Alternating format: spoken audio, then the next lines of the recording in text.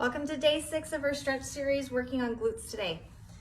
Towards the end of the video, I'll be working on myofascial release with a foam roller. So if you do happen to have a foam roller, go ahead and grab that, pausing the video. If you don't have a foam roller, you can use a metal water bottle. And if you happen to have a tennis ball or some kind of massage ball, go ahead and grab that for me as well, and I'll show you some myofascial release with that as well. All right, once you feel settled in, let's lower all the way onto our backside, starting with supine figure 4. So supine is a Sanskrit word for being on the back. Let's take the right foot, cross it over the left thigh, and flex both of the ankles. From here, you can pull the legs in closer. Relax the shoulders and the chest, and inhale deeply. Exhale out completely. Hold the stretch as much as you need.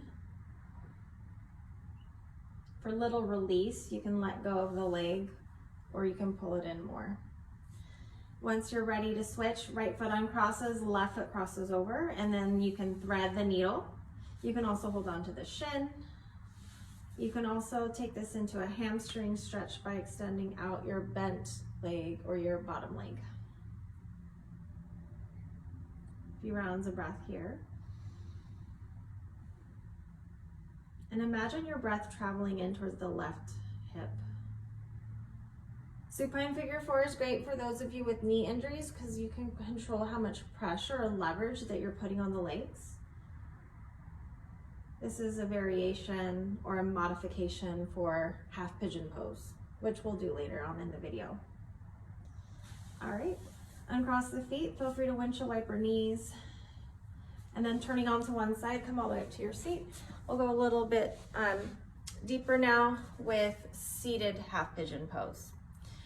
You can extend out your legs or keep them bent, coming up to a nice tall spine. Let's take the right knee in. You're gonna grab onto the knife edge of the foot with the left hand and then guide and turn the leg. So the turn is happening here in the hip socket, not within the knee joint. I'm going to baby cradle my foot. If you can't bring the foot into the crook of the elbow, just hold on to it with the palm. Shoulders back, pull in, and then from here you can rock the baby. Staying tall through the spine. Opening up that hip. Use your breath. And then we'll slowly, carefully release, shaking out your knees. And then pulling the left foot in, turn the leg in. Baby cradle the shin bone, and then rock your baby.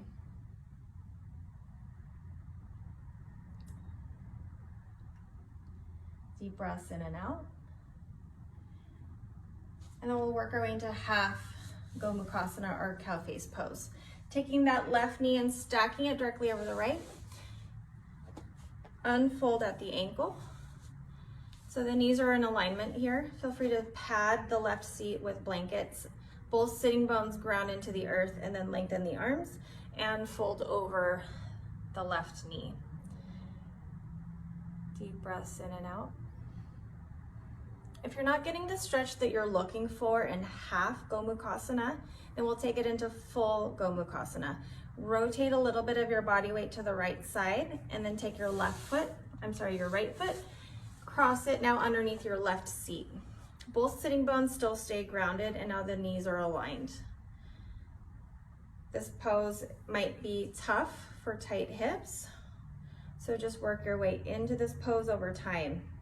There should be no pain within the knees or sharp pains into the hips. So use your intuition to guide yourself in and out of these poses. Not all poses are meant for every body. And then slowly lean to the right, uncross the legs. You can shake that out. And then we'll take the other side. Right foot, we'll bend over, stacking right knee on top of the left. Dorsal flex the left toes in and fold. Deep breaths in and out. And then cow face pose, full cow face if you want more sensation. The extended left leg will bend and tuck behind the right seat. Tall spine. Or fold forward for more sensation and to move the stretch a little bit up the glutes. moving out of the pose. Uncross the legs and you can shake that out. And now let's explore half pigeon. Half pigeon is contraindicated if you have knee issues, so don't do this pose. If so, go back to figure 4.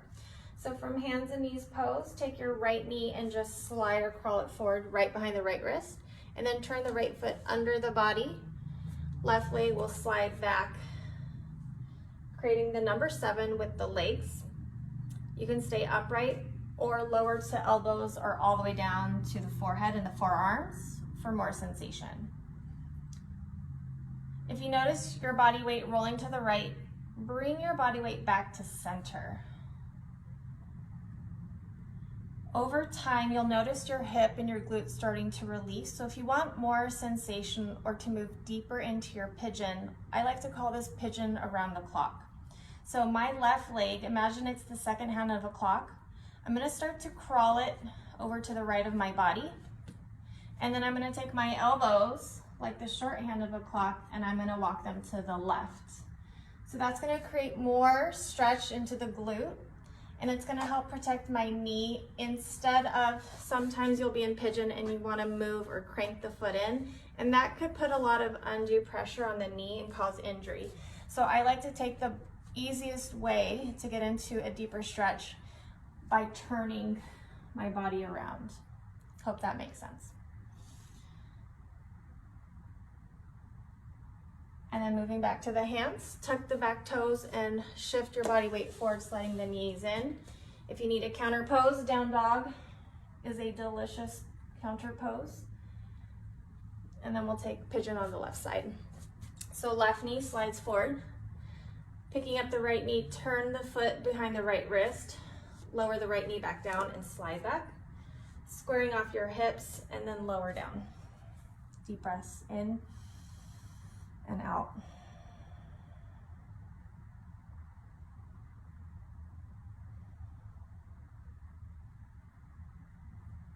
So once you're finished with half pigeon, slowly come out of the pose and meet me back on your seat. Little myofascial release with foam rollers. Grab your foam roller or a firm water bottle. Take the foam roller right behind your seat. I'm gonna turn at an angle. You're gonna carefully come up to your seat. So if you have a half roller like this one or a full roller, it doesn't matter. We're going to be isolating one side of the hips at a time or one glute at a time. With your feet together, first turn your knees and roll onto your right hip or seat. And then we'll take the right leg, crossing it over the left knee. Start to roll your body forwards towards your supporting foot and then roll your body towards the hands. Take long rolls forward and back, and then come back into breath. So deep breath in and deep breath out.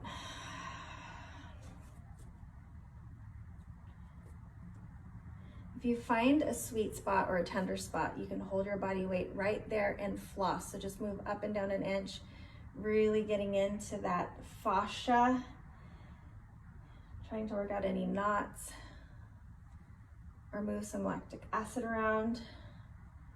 So take some grand roll movements or some shorter movements.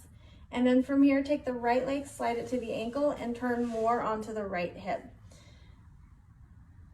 Start to pull your body towards the feet and then press your hips away, moving the stretch and the sensation into glute med and glute min.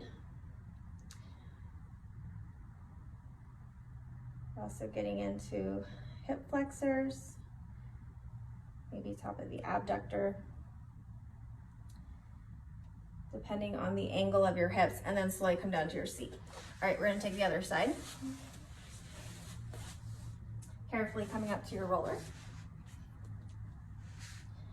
Shifting or rotating your body weight onto your left seat, cross the left foot over the right thigh and pull and push the hips forward and back. Getting a nice massage to your glutes. This feels so great. Flossing or holding into any of your tender spots. Deep breaths in and out. and then moving into this exterior side or external side. Turn the hips over to the left, and then again roll front and back. So foam rolling can help with sciatic nerve pain. If the reason why you have the sciatica is because the piriformis is tight and putting pressure or pinching onto that nerve. Stretching out your glutes also helps with back pain. All right, very carefully roll off your roller. And let's take this into some deeper work now using a tennis ball. So most important thing, this tennis ball is not to touch the tailbone. It's supposed to stay in the gushiest part of your tushy. Laying back onto your back side, bend the knees and put your feet close to the hips, and then we'll lift up your hips, bridge pose, and then roll this ball right underneath, again, the center of your tushy. Controlling how much body weight you bring down into the ball depends on how much pressure you put in your feet. Start to wag your tail side to side.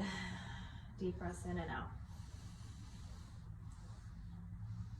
Now you can either roll the ball up a few inches and do the same motion, or if you have the ability to move your shoulders forward and back, that'll allow you to start working up from the center of the glutes up into the top of the glute.